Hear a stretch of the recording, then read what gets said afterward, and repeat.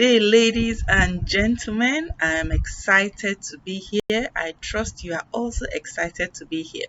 This is LIS 206 Introduction to Information Science. Today we are having lesson 5. Can you believe it? We're already at lesson 5. And so today we are going to be learning about the characteristics and the nature of information explosion and overload. The characteristics and the nature of information explosion and overload. I'm sure you'll be thinking this sounds familiar. Information explosion is too much information. So today we are going to be learning about the nature and the characteristics of it. My name is Dr. Ifoma Abigail Ajay from National Open University of Nigeria, Department of Library and Information Science. I can be found in the Faculty of Education. I'll see you in class. Like I said earlier, today's lesson is on nature and characteristics of information overload. There's a lot to learn in this lesson, so sit back and relax. The objectives for today are five. First one is to define information explosion, identify the types of information overload, causes of information overload, consequences of information overload, and then recommendation to curb the causes of information overload. I have a class activity for you today, and the question is, what do you understand by information explosion or information overload? Nature of information explosion. Uh, this has to do with too many things, both the things that are important, that are not important, things we see with our eyes, things we hear, things we perceive. Just when you have too many things, when everything catches your attention and you take it to your brain. It can begin from the house, going to the office, with colleagues, when you have too many things inside your brain. It might be from the things you watch, from the things you read, all those things.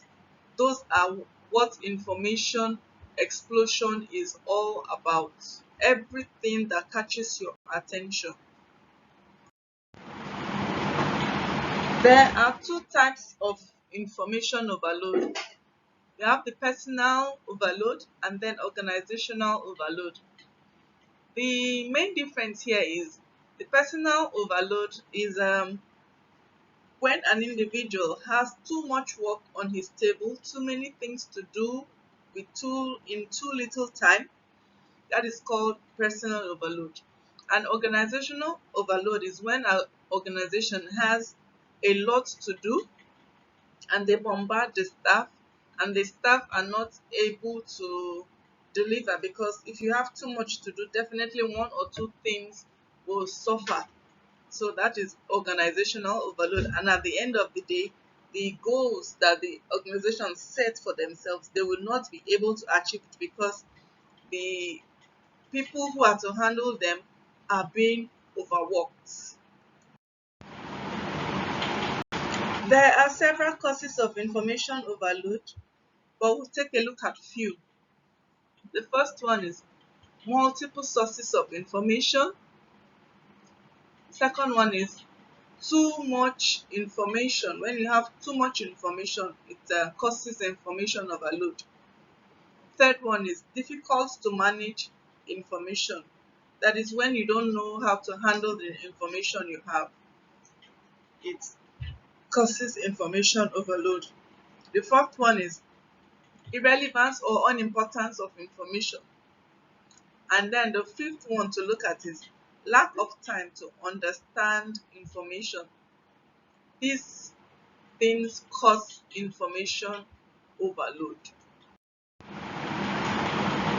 The next thing we're going to look at are the consequences of information overload or information explosion. Number one, Despite the large volume of information that is available, one seems to know less because there is too much to read.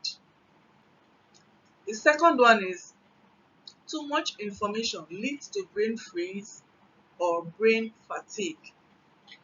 The third one is shorter attention span. The fourth one is one thinks of the past and immediate future without adequate attention to the present. The fifth one is information addiction. The sixth one is long range thinking stops. The seventh one is information contamination. Information contamination. These are the consequences of information explosion. The recommendations to confront the problem of information overload are: take regular information breaks from cell phones, emails, newspapers, etc. You call in experts to sift the corn from the shafts. The third recommendation is serious self-examination of what is right or what is wrong and what is required. Not everything is required. The fourth recommendation is learn from what others are doing successfully, write shorter and precise memos, and encourage others to do the same. It really helps. The sixth one is invent personal solutions to information overload, and if it works for you, you can share.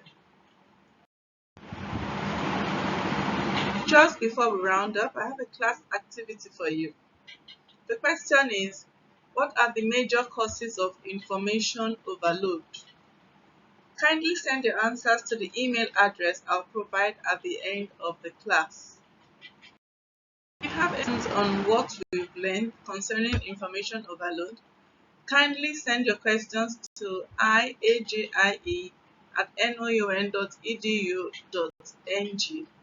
Thanks for listening. Bye for now.